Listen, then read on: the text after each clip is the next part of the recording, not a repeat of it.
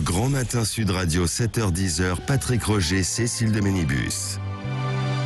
9h21, merci d'être avec nous. Est avec nous ce matin Eric Nolot, bonjour. Bonjour, merci bonjour à d'être tous. là, journaliste, écrivain et critique littéraire. Le roman s'appelle Ruse. Alors c'est un roman polar, histoire d'amour, il nous en parlera dans quelques instants. Et c'est aux éditions Albin Michel. Oui, c'est ça. Alors il y a un peu de San Antonio dedans, non? Ah, Parce que il y a du suspense. Non mais bah oui, parce qu'il y a du non mais c'est vrai. Moi je lis pas forcément beaucoup des San Antonio, mais j'ai vu ça en fait hier en le lisant. Il y a du suspense, il y a des filles, il y a de la violence, etc. Et ça se passe effectivement en Bulgarie. Et vous avez vécu là-bas. oui, j'ai vécu 2 ans et donc, puis c'est resté mon deuxième pays, un pays de cœur. Et donc ce sont vraiment des choses qui existent, quoi. C'est la prostitution, c'est la mafia en fait un peu dure, quoi, là-bas. Alors avec la frontière turque à côté. C'est tout ce que vous ne verrez pas quand vous irez en Bulgarie. Vous passerez un séjour formidable. Mais moi j'ai voulu montrer la Bulgarie noire qui existe aussi, mais qui existe dans tous les pays. C'est le pays de la délinquance, le pays de la mafia, de la prostitution. Vous pouvez trouver ça en France, vous trouvez ça aux États-Unis. Mais je pense qu'on fait des meilleurs romans avec le côté noir des pays qu'avec le côté rose. En tout cas, est-ce que c'est encore le cas en fait dans les Balkans, justement, ça, ce que un peu vous racontez justement cette corruption, mais il y a tout eu. Vous savez, quand il y a un changement de régime aussi brutal entre le communisme et le capitalisme débridé, il y a d'abord eu une mafia officielle, une mafia en col blanc, qui a fait main basse comme dans l'ancienne Union soviétique sur des pans entiers de l'économie. Et puis évidemment, il y a toute une mafia au sens plus strict qu'on voit à l'œuvre en Italie. Vous savez, c'est pas si loin de l'Italie, la Bulgarie, donc ils ont des grands contacts avec la mafia italienne, la mafia russe est installée là. Mais encore une fois, vous pouvez très bien passer un séjour idyllique en Bulgarie sans jamais voir ce côté noir. Dieu merci. Ouais. Moi j'ai appris quelque chose, j'ai appris qu'il faisait très beau en Bulgarie. On a toujours tendance à penser qu'il fait froid, mais il fait très beau en fait. Oui, un jour, je discutais avec une amie qui me dit: t'as fait quoi cet été? Je lui dis: je suis allé en Bulgarie. Elle me dit: mais tu préfères pas passer tes vacances dans un pays chaud? Et donc c'est limitrophe de la Turquie et de la Grèce, donc il ne fait pas un climat polaire, il fait 40 degrés l'été, et entre 13h et 18h, personne ne sort, comme vous le voyez en Grèce ou en Turquie, où on reste. Mais on a une image grise de ces pays. Non mais pas du tout. Oui, non mais l'image. La Bulgarie, c'est la vallée des roses, c'est des montagnes somptueuses, les Rhodopes, le Pirine, c'est extraordinaire, c'est un pays magnifique. Je le dis à voix basse, que ça reste entre nous, parce que j'ai pas envie que le tourisme de masse fonde sur ce pays comme il a fondu sur la Croatie, qui maintenant est devenu hors de prix et complètement mis en coupe réglée par le tourisme de masse. Oui. Est-ce que alors la Bulgarie comme la Roumanie à côté, enfin tous ces pays en fait des Balkans sont vraiment bien arrimés aujourd'hui à l'Europe? Parce que vous connaissez encore bien, pour vous le dites, c'est votre deuxième pays, donc Absolument. vous y allez régulièrement, quoi. Non, c'est encore compliqué. C'est une phase de transition simplement parce que les changements ont été trop brutaux. C'est le pays le plus pauvre de l'Union. Le plus pauvre, c'est des pays qui ont profité d'un trou de souris pour rejoindre l'Union européenne. Moi, je trouve que c'était prématuré. Pourtant, oui, c'est mon pays de cœur. Oui. Mais je trouve que c'est très prématuré d'arrimer des économies aussi fragiles à un ensemble libéral. Voilà. Et ça a été assez ravageur. Pour les plus pauvres des Bulgares, ça a été ravageur. Il y a des gens qu'on ne voit pas, les gens qui sont à leur retraite, qui vivent avec tout juste de quoi manger et se loger. Voilà. Donc je pense que ça a été un peu trop brutal. Donc ils sont encore dans une forme de transition.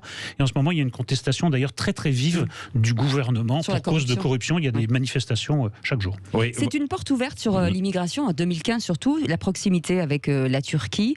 Est-ce que il y a une régulation qui s'opère aujourd'hui? C'est un peu ironique. Avant, on empêchait les gens de sortir. Maintenant, on les empêche de rentrer en Bulgarie. Vous voyez, donc l'histoire a des ironies très très douloureuses. Les Bulgares font assez bien le travail. C'est une des portes d'entrée en effet de l'Union européenne. Mais enfin, vous savez que les gens ne passent pas seulement par la route des Balkans, ils passent aussi. Non, mais c'est vrai que c'est une terre de passage. Bien sûr, les migrants en 2015, c'est un couloir.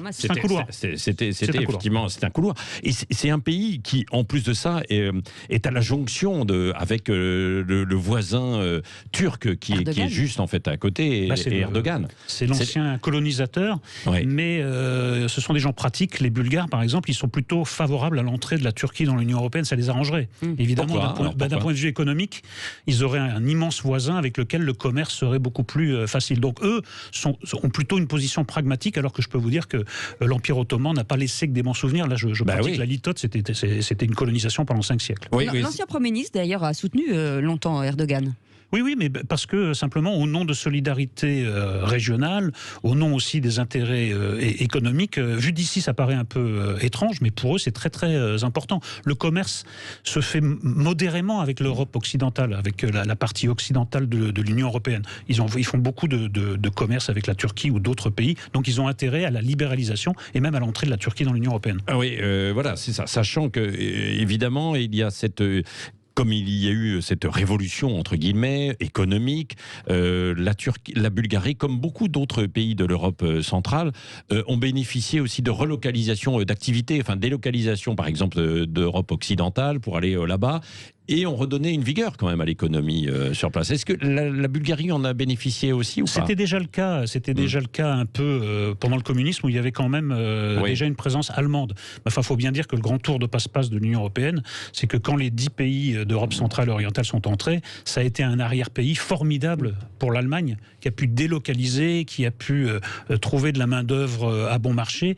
Et cette entrée massive des pays à laquelle moi j'étais opposé à l'époque, je pense que c'est une catastrophe. Je pense que l'Europe n'est tout simplement pas gérable à 27 ou à 28, eh bien ça a été une opportunité fabuleuse pour l'Allemagne. C'est le grand vainqueur de ce bouleversement. Est-ce que vous croyez justement que cette Europe peut être remise en cause en fait aujourd'hui avec, on voit la montée du souverainisme dans beaucoup de pays parce qu'ils ont effectivement un petit peu peur, ils se replient, recroquevillent et puis comme vous le dites, sans doute qu'on est allé un peu trop vite dans cette construction européenne. Vous voyez bien que la fracture est pas tellement d'ailleurs dans l'Europe orientale, plutôt l'Europe centrale, plutôt la Pologne, la Hongrie ou la Slovaquie. Non, je pense que ce sont deux héritiers, ces deux parties de l'Europe, de traditions extrêmement différentes et qui sont en train d'entrer en conflit. Nous n'avons pas la même culture politique, c'est pas rien d'avoir vécu sous le parapluie soviétique pendant des dizaines d'années. Ils n'ont pas du tout un rapport au libéralisme, que ce soit au libéralisme économique ou au libéralisme politique qui est le nôtre. Donc ça entre en conflit. J'espère que l'Europe va parvenir à résoudre, c'est la dernière crise en cours, mais enfin... Oui, c'est quand même... Il y a une fracture.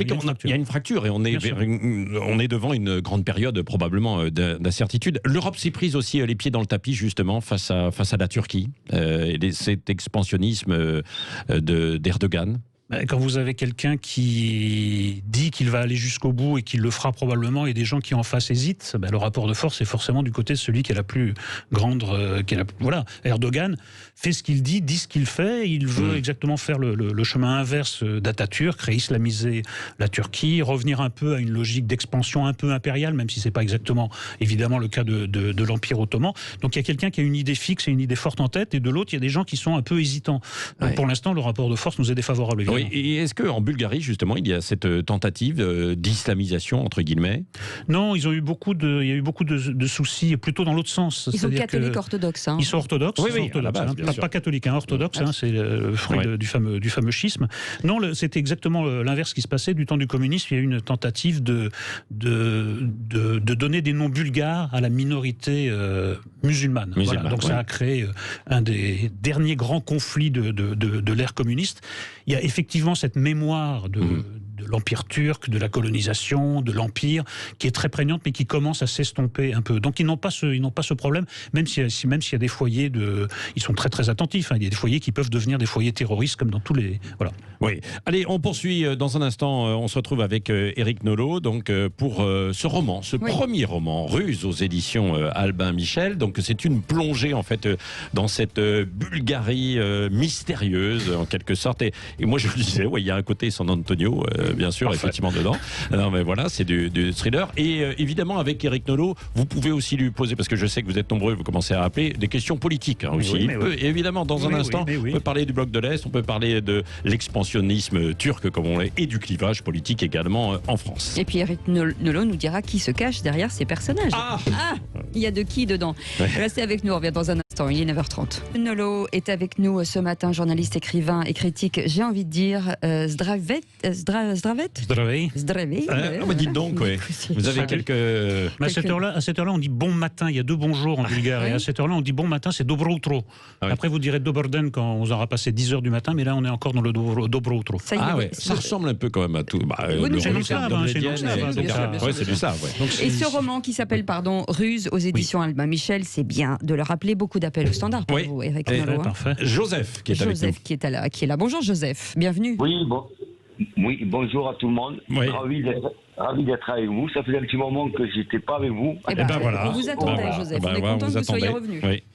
Alors, le sujet, parce qu'il y en a beaucoup chez vous, c'est le clivage, c'est quoi? C'est les clivages politiques, c'est ça. C'est ce que vous voulez évoquer un peu, peut-être, oui. Allez-y, oui. Alors moi, je combats le clivage politique depuis des années, parce qu'aujourd'hui, vous le savez aussi bien que moi, gauche-droite ne veut plus rien dire, on est bien d'accord. Et le problème que nous avons, c'est que malheureusement, ce sont les grands de ce monde qui dirigent la politique mondiale. Une politique mondialisée, c'est ce que vous dites, oui. Oui, tout à fait. Et donc, la question, effectivement, est intéressante. On pourra en débattre pendant des jours. Mais dans le clivage, il y a division, il me semble, si je ne me trompe pas. Et je pense qu'aujourd'hui, on n'est pas à l'heure de la division, malheureusement. Et je pense que la politique n'est pas si... Je parle du mot politique n'est pas corrompu, c'est surtout les hommes qui sont à la tête de cette politique qui sont corrompus. Et c'est tout ça qu'il faut changer. C'est ce système-là. Et il faut repartir des bases. Et si vous me permettez, je crois beaucoup en 2022 parce que je travaille sur des projets citoyens. Et voilà. Et je pense qu'on aura notre mot à dire parce que ce clivage, justement, n'a plus lieu d'être. Et je pense que ce mot-là, on doit le bannir de notre dictionnaire et de notre langage pour des jours meilleurs pour la nation, de chez nous déjà, mais pour le monde entier. Voilà, moi, c'est tout ce que je voulais dire. Je vous remercie de m'avoir... non, mais Joseph, alors, on va vous répondre. Restez en ligne avec nous, Éric Nolot. Oui, bonjour Joseph. Moi, je suis en total désaccord avec vous, parce que moi, je suis pour les clivages et je suis même pour les aggraver. Je n'en prends qu'un cas. Moi, ma famille de pensée, c'est la gauche. Et il y a en ce moment un clivage entre deux gauches. Entre, d'une part, la gauche républicaine, la gauche laïque, et de l'autre côté, une gauche qui n'est pas républicaine, qui flirte avec l'islamo-gauchisme, qui flirte avec l'indigénisme, et ce sont deux gauches irréconciliables. Donc ce clivage, je ne vois pas comment il pourrait disparaître. Je suis même pour qu'il apparaisse de plus en plus. Ce qui fait qu'en fait, c'est plus de fractures, quoi, finalement. Il n'y a plus un gros clivage, c'est ça, quoi. Non, les fractures et les clivages se sont multipliés, mais simplement la gauche que je représente a été mise sous l'été noir par l'autre gauche que j'ai définie à l'instant à gros traits, et je suis pour que nous reprenions le dessus, parce que je pense que cette autre gauche est porteur de bien des périls, mais elle pactise avec le pire. Donc moi, je suis pour les clivages. Mais elle ne se fait plus beaucoup entendre. Elle n'arrive plus. C'est Emmanuel Macron qui a mangé un peu l'espace, justement, en prenant une partie de cette gauche, quoi, avec lui. Oui, sans doute, mais simplement cette gauche continue d'exister. Il se trouve que voilà, il y a des périodes d'expansion, des périodes de repli, mais là où je suis d'accord avec Joseph, il faut repartir des fondamentaux. Il faut repartir de la laïcité. Il faut remettre les barbelés laïcs devant l'école publique. Il faut revenir aux fondamentaux de la gauche. Vous verrez que ça ira tout de suite beaucoup mieux. Si on est ferme sur des principes de gauche, ça ira beaucoup mieux. Simplement, nous avons une gauche qui est très bruyante, qui ne représente pas tant de monde que ça, qui est très forte dans certains milieux et qui occupe tout l'espace. Mais je ne crois pas que ça soit une fatalité. Mais ça vient aussi du terrain, comme le disait Joseph. Je ne sais pas si vous êtes toujours en ligne avec nous, Joseph. Des citoyens aussi qui doivent... Oui, Joseph, oui. Je vous écoute. Non, écoute, Non, mais des citoyens eux-mêmes aussi qui peuvent peut-être se mobiliser, quoi. On disait que il y a quelques années qu'il y avait de l'abstention en fait très forte à certains scrutins. C'est vrai, ils n'étaient plus vraiment peut-être intéressés par ce qui était proposé par la classe politique. Et aujourd'hui, ça peut partir en fait de ce terrain. Non, mais bien sûr, ça part toujours de la base. On peut pas tout attendre d'en haut. C'est malheureusement un travers français où on attend que les idées, on attend que tout vienne d'en haut. Non, il faut repartir. Il doit y avoir une prise de conscience individuelle. Moi, je plaide pour que ça soit le cas dans mon camp idéologique, mais ça doit être le cas pour tout le monde, évidemment. Oui, bien sûr. Et vous appelez encore au 0826 300 300 avec Yves qui est avec nous ce matin. Bonjour Yves. Bonjour Yves. Oui, bonjour, c'est de radio. Oui. Oula, je tousse un peu, j'ai un petit chat qui est passé, qui s'en va. Mettez-lui des croquettes. C'est le matin, voilà. Voilà, j'ai pas eu besoin de l'écarteler, c'est bon. Non, surtout pas, sur toi. On vous écoute. Yves, oui. Voilà, bon, je voulais parler un peu d'autre chose, mais oui, je vais en parler et je vais un peu répondre à ce que je viens d'entendre, où ça commence un peu à bien faire ces allusions, vous comprenez. C'est toujours des personnes qui disent, qu'une certaine gauche pactise avec. Il faut dire les noms. On sait très bien que la gauche de M. Nolot, elle a pactisé avec le capitalisme, point à la ligne, voilà, et il faut le dire. Et pourquoi il ne représente plus que 4 ou 5%? Monsieur Mélenchon, je ne suis pas de ce parti. Moi, j'ai été un communiste toute ma vie solidaire de la CGT. Monsieur Mélenchon a fait 20%, et quand on dit qu'il ne représente rien, comme vient de dire Monsieur Nolot, je crois qu'il faut qu'il regarde la réalité des choses. Il ne faut pas regarder l'écume de la chose.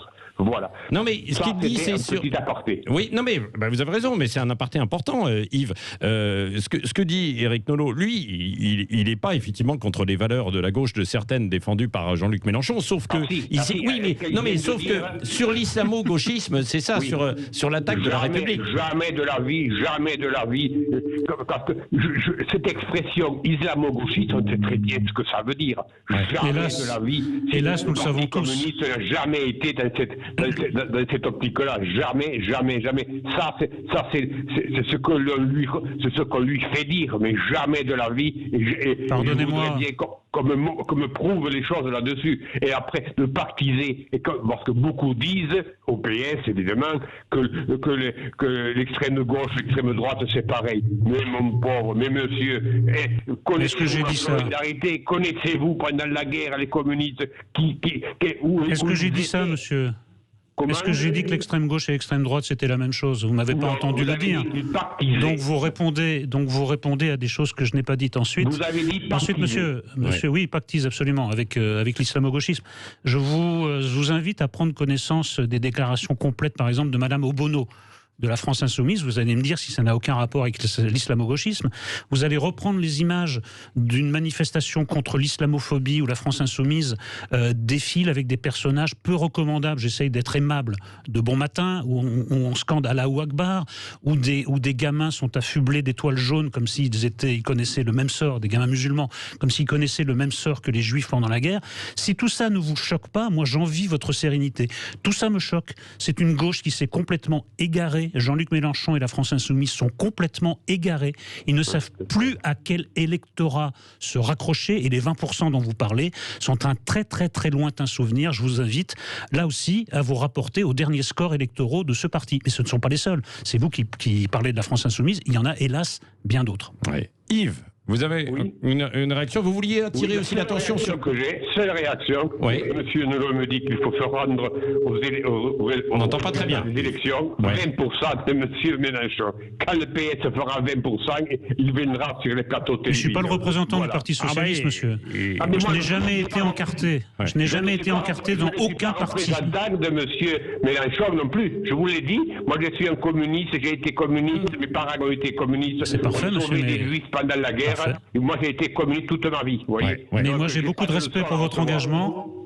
J'ai beaucoup de respect pour votre engagement. Je dis juste que dans la gauche, tout le monde n'est pas aussi respectable que vous. Ouais. Et vous, Yves, d'un mot, vous vouliez parler aussi d'un autre sujet. Hein? Oui, je voulais parler d'un autre petit sujet. Oui.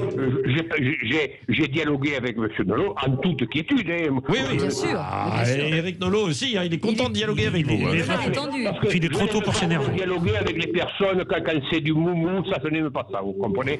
Voilà. Et je le respecte très bien dans ses attitudes. Et c'est réciproque. Et il l'a bien compris comme ça. Tout ce qu'il fait, pas de problème là-dessus. Voilà, je voulais parler d'autre chose qui est actuellement, ça s'occupe tous les jours. Ouais. C'est le Black Friday, Amazon qui ne doit pas travailler, les petits commerçants qui doivent travailler, les pauvres. Et comment fait-on? Alors, on va ouvrir les magasins de chaussures, on va ouvrir si. Mais dans quel pays sommes-nous? Parce que les gens croient que l'intérêt général, c'est l'addition des intérêts particuliers. Mais évidemment que non. Ça n'a jamais été cela. Oui. Si on doit fermer tout pour que le Covid s'arrête, eh bien on ferme tout. Mais Noël, peu importe. Moi j'ai connu dans ma jeunesse que j'avais des parents qui étaient très pauvres. Je peux vous dire que des Noëls, peu importe. Mais peu importe. C'est l'amour qu'on donne à ses enfants. C'est pas les kilos de jouets qu'on donne. Ça n'a rien à voir. Si on doit arrêter une pandémie, eh bien on l'arrête. Un point c'est tout. Ou alors faisons comme aux États-Unis. Pourquoi pas? Ouais. Voilà. Non, alors après, Yves, on va en parler. Merci Yves de votre réaction. Après, ce sont tous les commerces, beaucoup de secteurs qui évidemment sont touchés parce qu'ils sont fermés. Et là, ce sont des emplois en jeu, une crise sociale, sociétale, possible en fait derrière. Quoi, vous savez, quand vous vous promenez en France et que vous voyez déjà l'état des centres-villes qui sont catastrophiques, qui sont parfois sinistrés, quand vous voyez ce qu'ils sont en train d'encaisser, je suis d'accord avec Yves, tout ne peut pas se réduire à ça. Non. Mais c'est capital quand même que des villes continuent à exister, qu'il n'y ait pas des centres-villes fantômes et des périphéries où il y a des grandes surfaces. Enfin, moi, c'est pas le genre de vie que je veux mener, c'est pas le genre de ville que je veux habiter. Oui, c'est ça. D'où évidemment la nécessité probablement d'essayer de les rouvrir avec des conditions. Mais bien sûr, mais il ne s'agit pas d'ouvrir à tout vent en toute irresponsabilité, évidemment. Vous êtes justement, puisque forcément vous sortez un livre dans les librairies, pas mal d'auteurs proposent, enfin en tout cas incitent les libraires à ouvrir. Vous êtes dans cette incitation? Oui, alors en toute responsabilité, évidemment. À ouvrir à l'encontre de... Ah non, moi je ne suis pas pour la désobéissance civile. Mais non, simplement, il faut que tout le monde sache qu'il y a quand même des systèmes alternatifs qui sont mis en place. Le click et collect, essayons de franciser un peu, cliquer et collecter.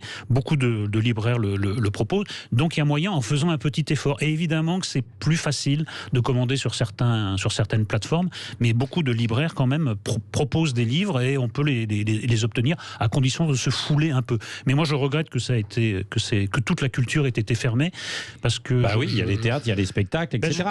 Je pense que la vie, c'est pas seulement la satisfaction des besoins principaux, essentiels, qu'il faut laisser place à une forme de transcendance, la transcendance de la religion, que des gens puissent, même si le nombre d'offices est réduit, participer à des offices religieux, et puissent avoir accès à la culture. Les théâtres ont fermé, les cinémas ont fermé, les bibliothèques ont fermé, enfin les librairies aussi, on en parlait, c'est catastrophique. Voilà. Mais est-ce qu'il faut surmédiatiser comme on le fait, Amazon? Parce que là, c'est le 20h, est-ce qu'il n'y a pas justement, ça ne va pas à l'encontre de ce qu'on veut faire, de lui donner autant d'importance? Ça va évidemment à l'encontre de ce qu'on veut faire, parce qu'on s'y est mal pris depuis le début. Moi, je pense que la solution, c'est pas de tout fermer. Amazon, c'est un faux débat, un faux problème. Il vaut mieux garder des conditions minimales d'ouverture du reste plutôt que s'acharner sur Amazon, contre lequel vous ne pouvez rien. On est dans un marché de libre entreprise, évidemment, qui vont occuper toute la place qu'on leur laisse. Et surtout, c'est nous qui commandons, donc c'est notre responsabilité individuelle. On en revient au rôle des citoyens, à la responsabilité des citoyens. Mais faisons en sorte que tout le monde puisse travailler, au lieu d'essayer d'interdire à tout le monde de travailler. Vous fermez Amazon, il y a des tas d'entreprises qui vont se retrouver obligées de mettre la clé sous la porte. Enfin, ce débat est absurde. C'est très français, malheureusement. Est-ce que vous estimez qu'il y a une tyrannie sanitaire, comme le dénoncent en fait certains aujourd'hui en France? Non, je pense qu'il y a des arbitrages mal rendus, mais une tyrannie sanitaire, certainement pas, parce que je pense que si on accepte le début avec l'histoire des masques, qui était vraiment une tragicomédie totale, je pense que les pouvoirs essayent de s'adapter à cette épidémie qui est quand même extrêmement déroutante, fait pour le mieux, et on voit bien que les Français, en fait, tiennent pas tellement rigueur au pouvoir, mais simplement, il y a des arbitrages qui sont incompréhensibles. Cette distinction entre commerce essentiel et non essentiel, ça me paraît aberrant. Moi, je suis pour que les petits commerces continuent à travailler, d'autant que vous savez très bien ce qui se passe, c'est que ce que vous ne pouvez pas faire à découvert, vous le faites au noir. Voilà. Il y a des coiffeurs qui reçoivent chez eux, il y a des esthéticiennes qui reçoivent chez elles, et puis voilà, c'est comme ça que ça se passe. C'est absurde. Il y a eu effectivement une gestion chaotique sur les masques, comme il y a aujourd'hui sur les tests, probablement. Effectivement, on l'a évoqué en fait à plusieurs reprises. Un dernier mot juste sur le livre, parce qu'on y revient. Moi, je n'ai pas la réponse à ma question. Il y a deux personnages emblématiques dans ce livre, puisque ce sont des amoureux effectivement qui essayent de se cacher et de se sauver. Il y a de vous forcément dans le personnage principal, et votre épouse dans l'autre personnage. Je parle pas du métier, je parle de la sensibilité. Non, c'est un couple donc qui se reforme. Il s'est séparé quelques années plus tôt. Il se reforme au moment où il y a un terrible danger qui pèse sur eux. Ils ont la mafia bulgare, donc en l'occurrence Autrous. Non, il y a vraiment mon épouse n'a pas grand-chose à voir avec le personnage de Déliana. En revanche, Serge, oui, j'aurais beaucoup de mal à plaider qu'il n'a aucun rapport avec moi. Il mène un peu la même vie que moi. Il aime bien être dans une... Il était un peu plus âgé. Il semblait un petit peu plus âgé. C'est disons, une version plus aboutie de moi-même. C'est-à-dire, c'est quelqu'un qui a eu le courage de rompre avec le milieu littéraire, de rompre avec Paris pour se consacrer uniquement à sa véritable passion qui est la littérature. Ça veut dire que quoi? Il a plus de courage que vous? Il est plus abouti que moi-même. C'est pour ça que c'est agréable d'écrire des livres, c'est qu'on peut mettre en scène des doubles plus présentables que soi-même. Donc, moi, je trouve que c'est un des grands agréments du métier de romancier que je viens de découvrir. Et c'est un plaisir d'écrire ça? Ça a été un plaisir et comme d'habitude une souffrance, puisque chaque mot coûte, chaque phrase coûte, chaque chapitre coûte. Mais voilà, je m'étais lancé un défi avant mes 60 ans, avoir publié un premier roman. Mission accomplie. Maintenant, c'est au lecteur de me dire si c'est réussi ou pas. Suspense, mafia, fille, violence. violence, etc. Il était et comme puis un découvrir dingue. Bulgarie. Et Bulgarie. Il était comme un dingue tout ça. parce qu'il voulait absolument avoir la fin. Il s'est couché très tard pour Non, mais avoir c'est la vrai. fin. Non, mais Et voilà. on Non, mais dira c'est- pas la ce fin. que, ce que je voudrais dire, c'est qu'on a parlé beaucoup de choses noires, mais c'est quand même un hommage à la Bulgarie, c'est un Ouais. hommage au Non, mais c'est vrai, paysage, c'est vrai. aux Bulgares, aux hommes et aux femmes. Moi, c'est un pays que j'aime passionnément et j'ai adoré refaire une dernière fois le voyage de mes héros. Non, mais c'est un road trip. Voilà. hein. Ah, c'est un road trip, absolument. Complètement. Arrêtez, C'est ça. arrêtez, Non, vous mais venez bien de nous dire il y a une demi-heure qu'il fallait pas trop en parler pour éviter qu'il y ait trop de touristes, et maintenant vous en Oui. faites la publicité. Mais je sais que ça tombera dans les bonnes oreilles de gens respectueux qui Et viendront responsables. découvrir la Bulgarie. Oui, oui. En tout cas, Merci. ça s'appelle Ruse aux Merci à éditions vous. Albin Michel. Eric Nolot était avec nous ce matin. Merci beaucoup. Et puis, Oui. bien sûr, allez dans les librairies, l'acheter. Oui, oui. Puis Ah, bah progressivement, ça va venir. Donc Ça va. voilà, Dans les vous le librairies. commandez. Voilà, Ah, c'est vous ça. le commandez. Alors, près de chez moi, il y en a de très nombreuses qui sont ouvertes. Mais Donc, dans- je pense que c'est le cas dans beaucoup de coins de France. Oui, absolument. Dans un